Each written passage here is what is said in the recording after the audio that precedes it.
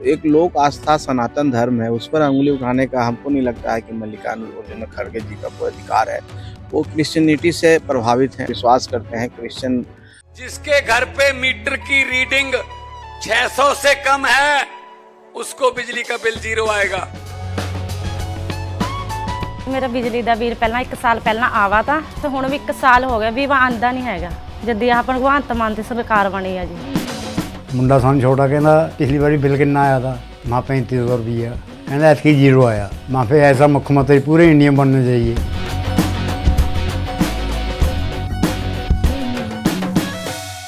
उस चीज़ से उनका लिंक है। वो चाहते हैं कि यहाँ पर हिंदू धर्म नहीं बढ़े, यहाँ पर सनातन नहीं बढ़े, यहाँ पर लोग अपना धर्म को न मान के क्रिश्चियनिटी को अपनाए, इसलिए इस तरह की बातें करते हैं। तो माननीय नीतीश कुमार जी के जो बेटे हैं वो भी इसी समाज के हिस्सा हैं। अगर उनको इच्छा करता है कि हम कोई समाज सेवा करना है तो कोई रोक नहीं सकता है, उनके पिताजी भी नहीं रोक सकते हैं। अब एक चीज़ साफ करते हैं कि किसी की जो आस्था है, इस लोकतंत्र है हमारा और हमें संविधान ये अधिकार दिया है कि हम कोई भी धर्म माने, कोई भी धार्मिक कार्य अनुष्ठान करें जिससे किसी को नुकसान ना हो। तो एक लोक आस्था सनातन धर्म है, उस पर अंगुली उठाने का हमको नहीं लगता है कि मल्लिकार्जुन खड़गे जी का कोई अधिकार है। वो क्रिश्चियनिटी से प्रभावित हैं। उनके जो समझिए कांग्रेस पार्टी जो सर्वे सर्वा हैं वो क्रिश्चियनिटी में हैं, वो क्रिश्चियनिटी में विश्वास करते हैं, क्रिश्चियन उस चीज़ से उनका लिंक है। तो उस चीज़ को चाहते हैं कि यहाँ पर हिंदू धर्म नहीं बढ़े, यहाँ पर सनातन नहीं बढ़े, यहाँ पर लोग अपना धर्म को ना मान के क्रिश्चियनिटी को अपनाए, इसलिए इस तरह की बातें करते हैं। ये बात कर लेने से कोई फ़ायदा नहीं होने वाला है। हमारी एक आस्था है, हमारा एक स्ट्रॉन्ग बॉन्डेज है जो हम धर्म के प्रति है और यही धर्म ही हो जो हम लोग को एक करता है और एक भारत का भारतीयता होने का पहचान है। तो हम समझते हैं सब धर्मों को लोग यहाँ पर अपने हिसाब से काम करते हैं, पूजा करते हैं, जो भी कहीं मन्नत मांगते हैं, अपना अपना सबका तरीका। हम तो किसी के ऊपर उंगली नहीं उठाते हैं। राजनीति करने आए हैं, राजनीतिक बात कीजिए ना कि आपने 40 साल देश पर राज किया, आपने क्या किया इस देश को, देश की तरक्की में क्या काम किया, देश के उत्थान में काम क्या किया। आज हम लोग की सरकार है, एनडीए की सरकार है, आज देखिए कितना विकास हो रहा है, किस तरह से देश दुनिया में हमारे देश का नाम हो रहा है।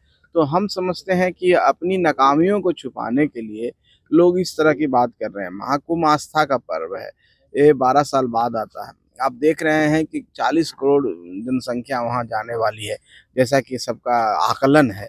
तो ये देश के 140 करोड़ में 40-50 करोड़ लोग वो आस्था में डुबकी लगा रहे हैं। तो हम समझते हैं कि 40-50 करोड़ और 60 करोड़ पूरे 100 करोड़ 140 करोड़ जनता का अपमान उन्होंने किया, उनको माफ़ी मांगनी चाहिए।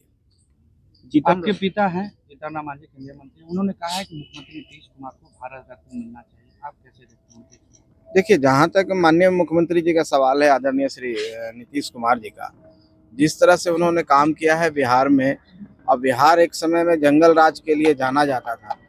बिहार में लोग आने से डरते थे और शाम होने पर लोग अपने घरों से नहीं निकलते थे।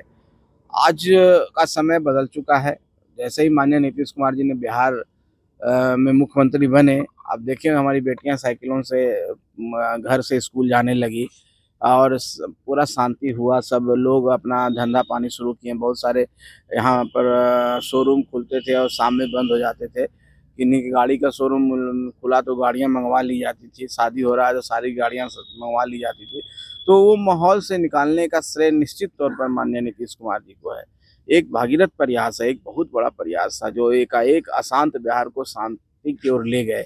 उसके बाद इंफ्रास्ट्रक्चर डेवलपमेंट, आप देख रहे हैं कि पहले बिजली नहीं आती थी, हम लोग छतों पर इंतजार करते थे, बिजली आती थी तो पूरे मोहल्ले में एक बार हल्ला होता था और सब लोग नीचे जाते थे सोने के लिए। अब उसी बात नहीं है। तो रोड आप देखें, बिजली के क्षेत्र में देखें, किसी भी इंफ्रास्ट्रक्चर के क्षेत्र में देखें, रोजगार की बात करें, नौकरी की बात करें, अब उद्योग धंधे भी बिहार में आने लगे हैं। तो सब मिला करके हम सुशासन का राज है, कानून का राज है और शांति है और तरक्की है। तो इतना इस स्टेट को जो बीमारू स्टेट में गिनती था उसको हम आगे ले जाने का काम कर रहे हैं। आने वाला 5 साल में हम समझते हैं डेवलप स्टेट के श्रेणी में हम आ जाएंगे। तो जो ये प्रयास है निश्चित तौर पर बड़ा प्रयास है और इसमें हम समझते हैं, हम भी मानते हैं व्यक्तिगत तौर पर कि उनको भारत रत्न मिलना चाहिए। विधानसभा का चुनाव सर नजदीक है और ऐसे में हिंदुस्तानी अवाम मोर्चा कितनी सीटों पर अपनी तैयारी? देखिए फिर वही बात है, हम तैयारी हिंदुस्तानी अवाम मोर्चा सेकुलर पार्टी के तौर पर कहते हैं, तो पार्टी तौर पर ऐसी कोई पार्टी नहीं है जो सब जगह नहीं तैयारी कर रही है अपनी क्षमता के अनुसार।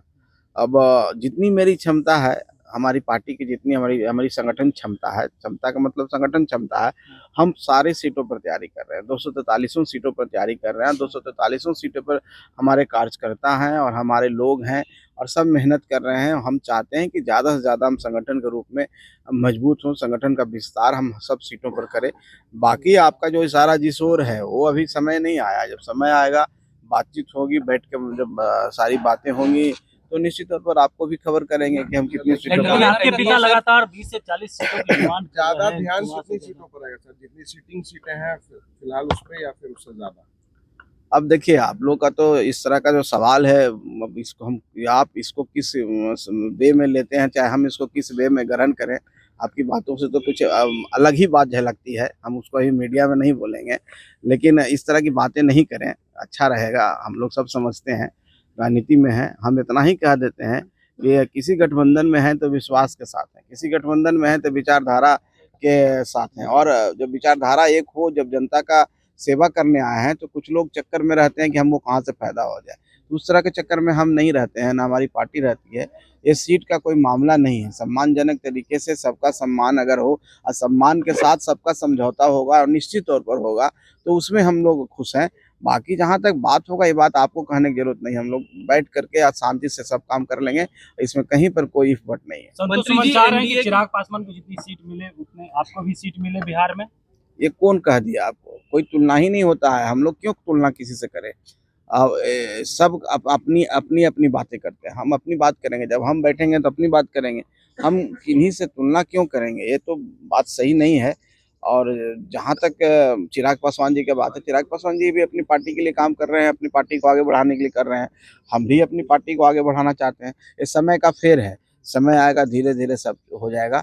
आप निश्चिंत रहिए, आपको कहीं परेशानी नजर नहीं आएगी, सब आपको स्पष्ट कर दिया जाएगा। एक सवाल है सर कि मुख्यमंत्री नीतीश कुमार के बेटे निशांत कुमार को जो है वो राजनीति में एंट्री उनकी होनी है होली के बाद, ऐसा कहा जा रहा है, संभावनाएं जताई जा रही है, आपको क्या लगता है? अब संभावना पर हम क्या बात करें, इसकी तो कोई जानकारी न मुझे है, और जिस दिन जानकारी होगी आपको स्पष्ट कर देंगे। और कोई भी व्यक्ति आज़ाद है यहाँ पर राजनीति में आने के लिए, कोई काम करने के लिए। तो माननीय नीतीश कुमार जी के जो बेटे हैं वो भी इसी समाज के हिस्सा हैं।